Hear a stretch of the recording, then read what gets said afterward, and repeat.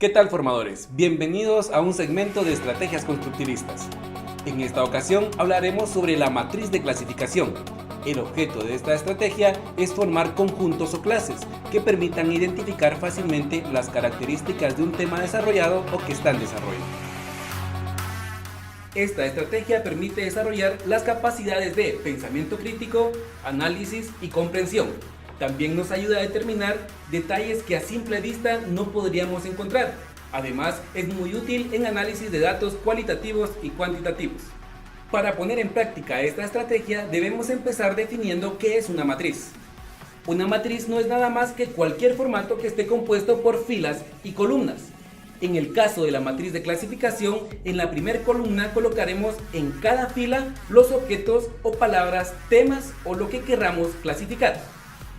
En la siguiente columna colocaremos las características o clasificaciones en la que queremos dividir el listado de la primera columna. En la columna final deberemos colocar las conclusiones de cada fila. Ya que sabemos qué es una matriz de clasificación, podremos deducir que para llevar a cabo este tipo de estrategia no necesitamos más que lapiceros y papel, el cual puede ser hojas sueltas, papel de rotafolio, cartulina o el cuaderno del participante. Y ya que se realizó la clasificación correcta, se puede pasar en un formato en limpio, el cual tomaremos como producto final para calificar.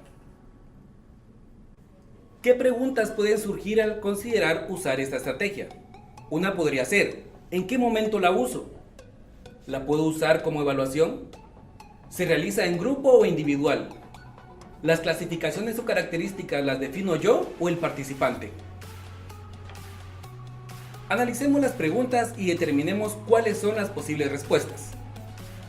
Para responder la primera pregunta debemos saber que el proceso de enseñanza-aprendizaje se divide en tres momentos: inicio, desarrollo y final.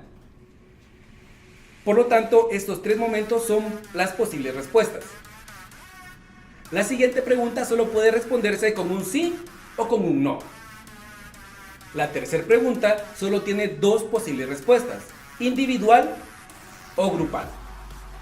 La última pregunta se refiere a quién determina las clasificaciones. En este caso, las respuestas serían el participante o el instructor. Ahora que hemos definido las posibles respuestas de cada pregunta, las colocaremos en una tabla para conocer cuáles son las respuestas acertadas. En cuanto a qué momento se utiliza, esta estrategia solo se puede utilizar en el desarrollo o al final del proceso de enseñanza-aprendizaje, pues el participante necesita tener conocimientos del tema para poder clasificar cada objeto en la lista de la columna 1. Por lo que marcaremos con una X los espacios correspondientes a desarrollo y final. Al quedar en blanco la casilla de inicio, significa que no se puede utilizar en ese momento del proceso. Entonces, un punto que hay que resaltar es que al momento de estar una casilla en blanco significa que el objeto de la columna 1 no pertenece a esa clasificación o no posee esta característica. La siguiente clasificación tiene como respuesta sí o no, por lo que solo hay un espacio para responder, pues si tiene la X significa que sí se puede utilizar, pero si el espacio está en blanco significa que no se puede utilizar como evaluación. En el caso de la matriz de clasificación, sí se puede utilizar como evaluación, así que colocaremos la X en la casilla correspondiente. Ahora, respecto a la tercera pregunta, la matriz de clasificación preferentemente se hace de forma individual, aunque si queremos realizarla en forma grupal, lo que corresponde es hacerlo en fases. Primero, que el participante llene la matriz individualmente, luego que en parejas revise sus respuestas, discutan sobre las diferencias si las hay y lleguen a un acuerdo para clasificarlas. Después se reúnen en cuartetos, los cuales realizan un cartel que representarán en clase, para después llegar a un consenso general. Trabajando de esta manera, la matriz de clasificación puede ser grupal e individual, por lo tanto la marcaremos con una X en las dos casillas. Ahora responderemos la última pregunta, en la cual tenemos que pueden ser los participantes o el instructor, quienes definan las clasificaciones o características. Pues bien, esto dependerá del grado de análisis del grupo. Una estrategia que pueden tomar es que al empezar con un grupo, el instructor sea quien defina las categorías. y conforme se desarrolla el pensamiento crítico, se da en conjunto con los participantes. En esta fase el instructor realiza una lluvia de ideas para determinar las clasificaciones. Si hay alguna que considere punto crítico y no aparece en el listado que generó con los participantes, entonces el instructor coloca esa categoría y así genera un aprendizaje significativo. Luego de esto, se puede llegar a la última fase, en la que el propio participante desarrolla las clasificaciones o características. Un consejo que puedo darles es que cuando lleguen a esta última etapa, siempre determinen un mínimo de clasificaciones, pues no faltará el participante que por ahorrarse trabajo solo coloque 2 o 3 clasificaciones y así terminar pronto. Con estas preguntas ya resueltas, la tabla quedaría de la siguiente forma.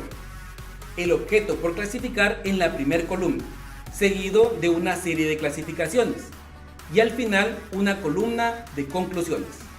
A este formato que acabamos de realizar se le conoce como matriz de clasificación, pues se cumple con todas sus características.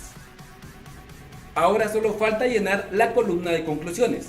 En esta podemos colocar que la matriz de clasificación es una estrategia que requiere de muchos conocimientos previos, por lo que solo se utiliza durante el desarrollo y el final del tema. También se puede utilizar como una herramienta de evaluación.